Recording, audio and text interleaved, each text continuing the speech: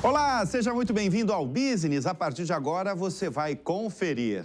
Presidente da Visa detalha ao programa a razão de lançar um cartão de crédito para quem tem a partir de 30 milhões de reais. Conheça os próximos passos do pedido de recuperação judicial da Azul. Elon Musk desembolsa uma quantia bilionária em nova parceria com o Telegram. E de malas prontas para o Brasil, rival do iFood registra lucro acima da média. Eu sou Bruno Meyer e o Business, a sua revista eletrônica de negócios na TV, está no ar. Jovem Pan Business. E prestes a chegar no Brasil, a gigante chinesa do delivery, Meituan, entregou um resultado acima do esperado no primeiro trimestre. No período, a empresa teve um lucro líquido de 1 bilhão e 530 milhões de dólares. Isso é uma alta de 46% na comparação com o mesmo período do ano anterior. Por que esses números são importantes? Esses dados apresentados, já que ela é uma companhia de capital aberto, ela precisa trimestralmente apresentar. E esses números são muito importantes num momento chave para essa empresa, que é a fase da expansão internacional. Neste ano, a empresa lançou a marca Kita para operar em mercados como Arábia Saudita, Hong Kong e o Brasil, para onde a companhia vai enfrentar uma líder que simplesmente tem 80% do setor, o iFood. A Rappi vem na sequência no mesmo período em que anuncia 1 milhão e 400 milhões de reais. Aliás, para quem acompanha semanalmente o Business, tem acompanhado todas as edições, a gente falando da chegada do investimento de empresas asiáticas no Brasil, que vai mexer aí com o setor de delivery, e a gente tem acompanhado. Vai ser fácil? Não vai ser fácil, porque a líder tem mais de 400 mil estabelecimentos cadastrados na plataforma e você vê uma Meituan chegando, tendo que lidar com o tributário brasileiro, tendo que ligar com a logística brasileira, que não é fácil. Mas a Meituan, pelo menos, tem números bons, excelentes, para mostrar ao país, porque ela é considerada, aliás, a maior companhia de delivery do mundo. Para se ter ideia, ela faz mais de 30 bilhões de entregas anuais. Como eu falei, é uma empresa aberta, ela é listada na Bolsa de Hong Kong, é avaliada em 100 bilhões de dólares. Eu falei que o iFood basicamente domina 70%, 80% do Brasil. Ela, na China, domina, ela domina o mercado de entregas na China, ela tem aproximadamente 70% do market share no país. Ela foi fundada em 2010 como um simples site de descontos coletivos, mas assim como os conterrâneos Alibaba, WeChat, transformou-se em um dos super aplicativos na China, e hoje ela não faz só entregas, né? Ela opera, faz aluguel de bicicletas compartilhadas, faz reserva de hotéis, tickets de trens, aviões, pagamentos e transferências. É bom prestar atenção nessa empresa. Por que é bom prestar atenção? Simplesmente porque ela está chegando no Brasil. E a Azul entrou com um pedido de recuperação judicial nos Estados Unidos. A companhia aérea deu entrada no chamado Chapter 11. Segundo a empresa, a reestruturação prevê 1 bilhão e 600 milhões de dólares em financiamento e até 950 milhões de dólares em novos aportes de capital. A companhia disse que a recuperação judicial vai eliminar mais de 2 bilhões de dólares em dívidas. A Corte de Nova York, a empresa brasileira, disse acreditar que a primeira audiência de reconciliação ocorra em 28 de dezembro. E a expectativa é sair do processo de recuperação já em março de 2026. Essa não é uma novidade. Latam e Gol já recorreram a essa ferramenta de recuperação judicial nos Estados Unidos para reestruturar as suas dívidas. A Azul ressalta que as operações e vendas de bilhetes seguem normalmente, sem alterações para os passageiros. O programa de fidelidade também não será alterado. De acordo com um comunicado, a companhia tem o apoio de parceiros estratégicos como a United Airlines e a American Airlines e dos seus principais credores, incluindo a maior arrendadora de aviões para a empresa. Foi uma grande novidade? Olha, não muito, porque a Azul, como as suas rivais no país, enfrenta dificuldades financeiras já há algum tempo. Eu mesmo entrevistei aqui nos estúdios o John Hodgerson e ele já me falava de dificuldades financeiras que toda empresa aérea, como a dele, enfrenta. No comunicado, o John Hodgerson, presidente, disse que se trata de uma reestruturação financeira voluntária com um movimento proativo para otimizar a estrutura de capital. E ele lembra que a empresa foi sobrecarregada pela pandemia da Covid-19, assim como todas as companhias aéreas no mundo. Vocês lembram, né? Em 2020, aquele pátio de aeronaves de todas as companhias aéreas estacionadas nos aeroportos de todo o mundo, né? Uma imagem que a gente não gosta nem de lembrar. Mas ele citou a pandemia, ele citou também turbulências macroeconômicas e também problemas na cadeia de suprimentos da aviação. Realmente foi um problema que afetou muito a companhia aérea. Os documentos entregues à Justiça americana também contemplam um possível investimento adicional de até 300 milhões de dólares de forma combinada entre United Airlines e a American Airlines. Com isso, as duas companhias elevariam a sua fatia na empresa como sócias. Essa participação, no entanto, não está definida, pois vai depender desse valor de aporte que será feito. Indo para o setor de inteligência artificial, o CEO da NVIDIA fez um alerta que chamou a atenção no setor de tecnologia, especialmente o americano. Ele disse o seguinte: rivais chineses em AI são formidáveis. Segundo Jensen Huang, os concorrentes chineses em inteligência artificial estão preenchendo o vazio deixado pela saída de empresas dos Estados Unidos desse mercado, que suas tecnologias estão se tornando mais poderosas. Abre aspas. Não se pode subestimar a importância do mercado da China. Este é o lar da maior população de pesquisadores de AI do mundo, segundo Jensen Huang. Ele, inclusive, citou o exemplo de uma rival chinesa, ele citou o caso da Huawei. Para ele, a empresa de tecnologia chinesa, incluída na lista de sanções do governo dos Estados Unidos, tornou-se bastante formidável. Esse é o Jensen Huang, que, como grandes executivos no planeta, todos similares a Steve Jobs, quando anunciava os seus iPhones, ele também virou um showman, porque ele fala, mostra robô, fala da NVIDIA, virou realmente um grande orador. Teve notícia também nessa última semana, a NVIDIA divulgou os resultados do primeiro trimestre. Teve um lucro líquido de 18 bilhões e 800 milhões de dólares no primeiro trimestre fiscal. Isso é uma alta de 26% se a gente comparar com o mesmo período do ano anterior. No balanço financeiro, a fabricante de semicondutores projetou uma receita inferior ao esperado para o segundo trimestre, por conta das restrições americanas às exportações para a China, que efetivamente impediram a NVIDIA de atuar na China, que é o maior mercado para chips. Como resultado, a empresa espera perder 8 bilhões de dólares em vendas em apenas 3 meses. Um cartão de crédito para os ultra ricos foi lançado no Brasil.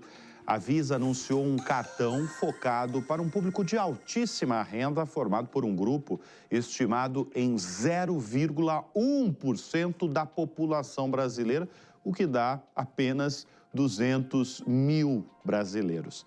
Para ter esse cartão, o cliente precisa ter, em média, 30 milhões de reais em patrimônio. É uma novidade que deu muito o que falar na última semana e, para isso, eu vou conversar com o presidente da Visa, Nuno Lopes Alves. Uma alegria falar novamente com você, Nuno.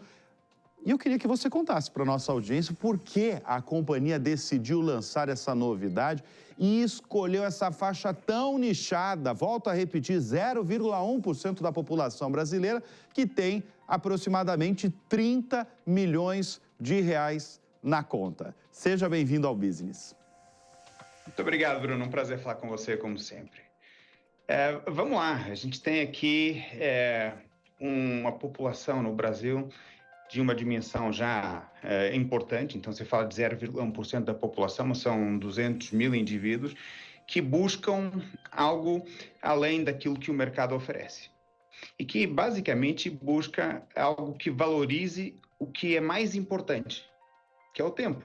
A gente sabe que quem tem esse patrimônio já tem meios de fazer o patrimônio crescer. Mas como é que a gente valoriza o tempo? Como é que a gente faz com que os momentos mais importantes da vida sejam enriquecidos? Como é que a gente eleva a experiência de viver e viajar? Como é que a gente cuida com sofisticação? Então, a gente foi buscar um monte de benefícios, a gente foi buscar amarrar uma experiência que entregue tudo isso. A gente fala de experiências irreproduzíveis aqui. A gente está buscando, com isto, um atendimento hiperpersonalizado, que conhece individualmente cada cliente. Que a gente possa antecipar as necessidades, antecipar os desejos, que a gente consiga fazer tudo isso de forma impecável, sem esforço. Ô, Nuno, eu quero que você fale justamente o que vai ter de tão exclusivo nesse cartão, porque eu ouvi falar que vai ter helicóptero para quem quer ir no aeroporto de Guarulhos, vai ter um helicóptero à disposição. Ouvi falar de uma nova sala VIP no aeroporto de Guarulhos. Ouvi, inclusive, da entrada de um profissional chamado Lifestyle Manager. O que vai ter nesse cartão, Nuno? Você está muito bem informado, Bruno. Vou começar pelo Lifestyle Manager. E aqui a gente tem uma pessoa, um grupo pequeno de pessoas, aliás, que vai ser sempre quem fala com o cliente ou com a comunidade do cliente, que pode ser um assistente, pode ser o próprio banker do cliente, mas que sempre será o mesmo grupo, para a gente manter esse conhecimento e essa proximidade. E o Lifestyle Manager vai poder fazer tudo aquilo que o cliente sonha fazer com o seu tempo. Um pouco na linha do que eu dizia antes. Então, amarrar experiências que sejam extraordinárias, até de forma antecipada, propositiva, todo o processo depois de transformar essa ideia numa passagem, numa reserva de hotel, na emissão de certificados de seguro para ter toda a tranquilidade, o Lifestyle Manager vai fazer em nome do cliente para que o cliente não tenha o menor esforço. Então, ali é alguém dando assistência permanente para que aquele cliente possa realizar os seus sonhos e valorizar o seu tempo, mas sem qualquer fricção. Parte disso é cuidar da jornada como um todo. Então, você falou do helicóptero. A gente sabe que numa cidade como São Paulo é bastante doloroso ter que enfrentar o trânsito para chegar lá em Guarulhos. Então, a gente consegue transformar 2 horas de trajeto em 12 minutos de trajeto. E aí, chegou lá, tem mais benefício? Tem um meet and greet. Então, o cliente vai ser recebido na porta do helicóptero ou do carro, se quiser de carro mesmo assim, e alguém vai acompanhar o cliente no seu trajeto pelo aeroporto, passando pelo Fast Pass, a nossa fila que atravessa ali de forma mais rápida a segurança do aeroporto, vai ser entregue na porta desse novo lounge que é feito para esse público e é só acessível através de reserva, não tem filas, obviamente. Vai ser cardápio. Uma nova sala VIP, é isso? Nós lançamos uma nova sala VIP exatamente para esse público. Tá. Agora, Nuno, eu fiz essa primeira pergunta, né? Por que a decisão? A gente já conversou em outras oportunidades e eu sei que muitas das suas decisões vêm através de dados. E vocês, como companhia, têm dados, vocês estão em 200 países, né? Vocês têm dados da população global, de uma parte da população global. Eu queria saber, essa iniciativa veio por meio de dados, né, e de análises sobre transações dos maiores emissores de cartões aí de altíssima renda no Brasil, certo?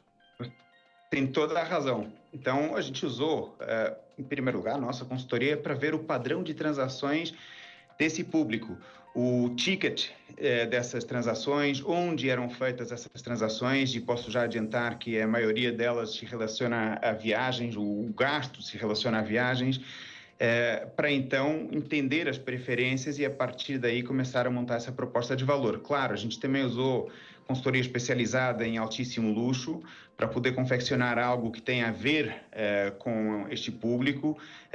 Tem coisas menos óbvias, mas a gente tem aqui um conceito de um luxo silencioso. Não é aquele luxo que busca ostentação, mas é um luxo mais discreto que é percebido por quem pertence a esse grupo seleto. E isso vem de consultoria, vem de entender profundamente qual é a característica desse segmento que a gente está buscando atender. Mas começa nos dados e depois evolui para fazer análise profunda sobre o comportamento e o dia a dia desses consumidores. Quer dizer, ostentar ficou fora de moda, Nuno? Ostentar ficou fora de moda, passou a dar lugar a uma abordagem mais discreta, essa do luxo silencioso. Então, aqueles sinais de status que eram mais contundentes e faziam parte do luxo do passado, agora se transformaram em sinais mais discretos. Tanto que a nossa sala VIP dedicada ao Visa Infinite Privilege é muito discreta. Você só vê um V na porta, uma entrada que quase passa despercebida. E é de propósito, porque a gente não quer chamar a atenção. Quanto mais discreto, mais a gente consegue focar no cliente e ele se sentir em casa, se sentir à vontade, e não ter que se expor tanto. Agora, uma vez que você entra na sala, eu estou vendo aqui a imagem, você tem um mundo com todo o conforto, todo o acesso a produtos da melhor qualidade, comida e bebida, mas ao mesmo tempo com um ar caseiro, que também é um pouco a nossa proposta, uma proposta de acolhimento, que as pessoas se sintam na sua casa ou como se fosse o seu restaurante preferido.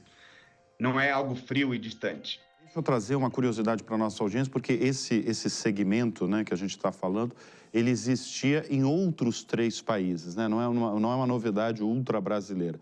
Existia nos Emirados Árabes, no Canadá e na Índia. É isso, Nuno?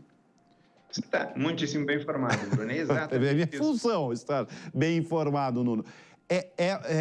Nesses 3 países que eu acabo de citar, é exatamente igual ao que você está trazendo para o Brasil? Não, a gente tropicalizou bastante. Aliás, o atendimento sofisticado com essa proximidade é algo que nós, aqui no Brasil, temos de muito especial. A gente buscou traduzir isso para esta proposta de valor. Então, a gente tem um cardápio assinado pela Bel Coelho, os drinks assinados pelo Gabriel Santana, é um projeto de decoração de uma arquiteta nacional. A gente, quando fala de helicóptero, é um problema muito de São Paulo. A gente não tem essa proposta em outros países. Então, a gente fez com que a proposta de valor do Visa Infinite Privilege fosse muito adequada às nossas necessidades, à nossa realidade e às nossas preferências. Muito bem. Eu falei durante a conversa, a Visa está presente em mais de 200 países. O que o Brasil representa no mercado global da companhia, Nuno? O Brasil está entre os 5 maiores países da companhia. E tem muito a ver com a sofisticação do mercado, que se traduz na sofisticação da nossa proposta de valor. O nosso negócio aqui, ele é muito completo. Muito bem. A gente falou de luxo, você falou de luxo silencioso. Mas para você, rapidamente, o que é luxo, Nuno? Luxo é poder fazer o melhor uso do meu tempo.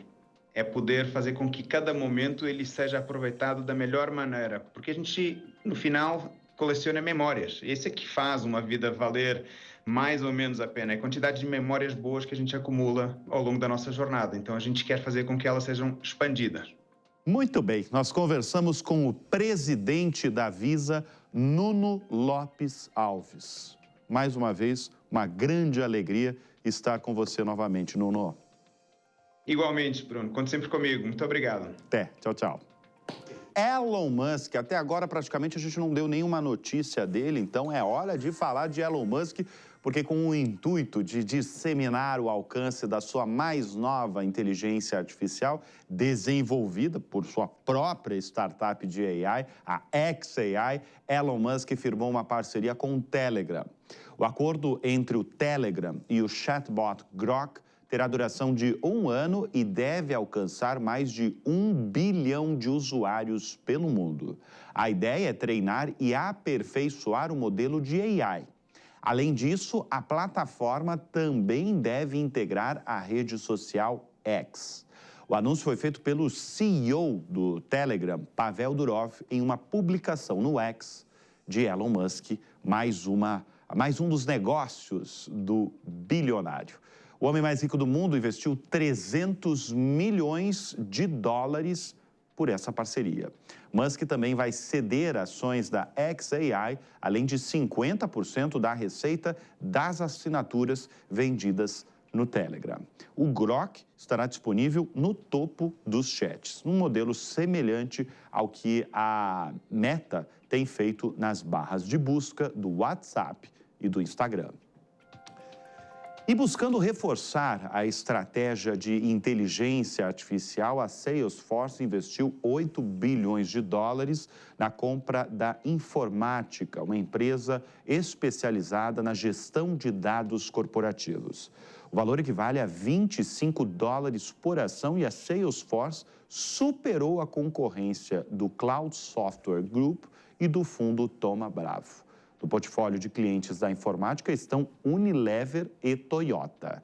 Esse é o maior acordo em gerenciamento de dados firmado pela Salesforce desde a aquisição do Slack em 2021. Naquela época, a transação foi de cerca de 27 bilhões de dólares. E a Shein tem sido acusada de enganar clientes. A União Europeia afirma que a rede chinesa de fast fashion tem divulgado uma série de descontos falsos e informações enganosas sobre devoluções e reembolsos. Investigações na Bélgica, França, Irlanda e Holanda apontam que a Shein praticou uma série de ações que violam as leis da União Europeia. A empresa tem até 26 de junho para responder à investigação e apresentar medidas para solucionar as questões citadas. Caso contrário, corre o risco de ser multada. E a fusão entre Petz e Cobasi precisará de mais tempo para sair do papel. Isso porque o CAD, o Conselho Administrativo de Defesa Econômica, recomendou ao Departamento de Estudos Técnicos uma análise mais criteriosa antes da aprovação final do acordo. O documento do órgão aponta para possíveis riscos à concorrência, o que pode resultar em alta concentração no mercado de produtos para pets. Pelo acordo anunciado em abril do ano passado, a Petz ficaria com 52,6% das ações da futura empresa, enquanto a Cobasi seria dona de 47,4%.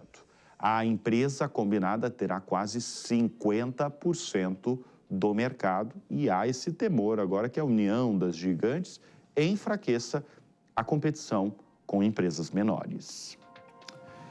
E ainda no segmento de varejo, a Lojas Renner tem promovido mudanças na estrutura organizacional. A ideia é agilizar a tomada de decisões e aprimorar o ganho de eficiência. A partir de agora, as unidades de negócios serão divididas em 2 vice-presidências, uma exclusiva para a Renner e a outra para as marcas Camicado, Repassa e Yukon. Segundo a companhia, essa estratégia será importante na consolidação da rede como o maior ecossistema de moda e lifestyle do Brasil. E o empresário mineiro Daniel Vorcaro, dono do Banco Master, fechou a venda de 1 bilhão e 500 milhões de reais de ativos para o Banco BTG Pactual. Vorcaro se comprometeu a destinar o dinheiro para o próprio banco. Em uma nota enviada ao Business, o Banco Master informa que, como parte do processo de venda de ações para o BRB, o seu acionista controlador conduziu a venda de ativos do seu portfólio privado para o banco BTG Pactual. A operação foi acompanhada pelo Banco Central e pelo Fundo Garantidor de Crédito e tem como objetivo capitalizar o Banco Master. No início do mês, o Master obteve um empréstimo de cerca de 4 bilhões de reais do Fundo Garantidor de Crédito, o FGC, mas o valor não era suficiente para honrar os passivos do banco até o fim do ano. Por isso, o Vorcaro negociava outras alternativas para levantar o capital. No acordo com o BTG Pactual, entram participações nas empresas Light e Melius, além do Hotel Fasano, no bairro do Itaim Bibi, em São Paulo.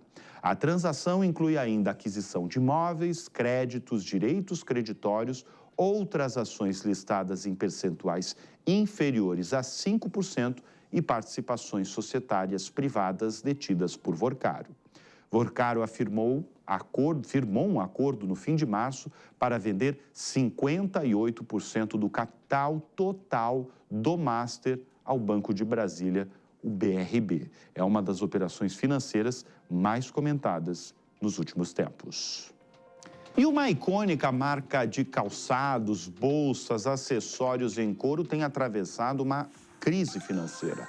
A Mr. Cat acumula dívidas de mais de 93 milhões de reais e entrou com um pedido de recuperação judicial no Rio de Janeiro. Nos últimos 5 anos, a rede fechou 64 lojas pelo país. No pedido feito à Justiça, a companhia alega que tem sido muito impactada pelos efeitos da pandemia, além das transformações no setor de varejo. A Mr. Cat culpa também a concorrência com a China, os juros elevados no Brasil e a tragédia ocorrida no Rio Grande do Sul no ano passado, visto que a região é um importante polo calçadista do país. E o segmento de veículos elétricos parece que tem ajudado a impulsionar as vendas da Xiaomi. A chinesa fechou o primeiro trimestre com uma receita de 15 bilhões e 500 milhões de dólares. No período, a companhia entregou 75.869 unidades do modelo SU7 e a expectativa está no lançamento de um novo modelo em julho. A Xiaomi pretende encerrar 2025 com mais de 300 mil veículos elétricos comercializados. A empresa chinesa também tem apostado no desenvolvimento de semicondutores, além da venda de smartphones. E com isso, o Business vai ficando por aqui. Muito obrigado sempre pela sua audiência, pela sua companhia. Eu desejo a todos um ótimo final de semana e um lembrete. Tenham todos sempre bons negócios no radar. Até semana que vem. Tchau. Jovem Pan Business.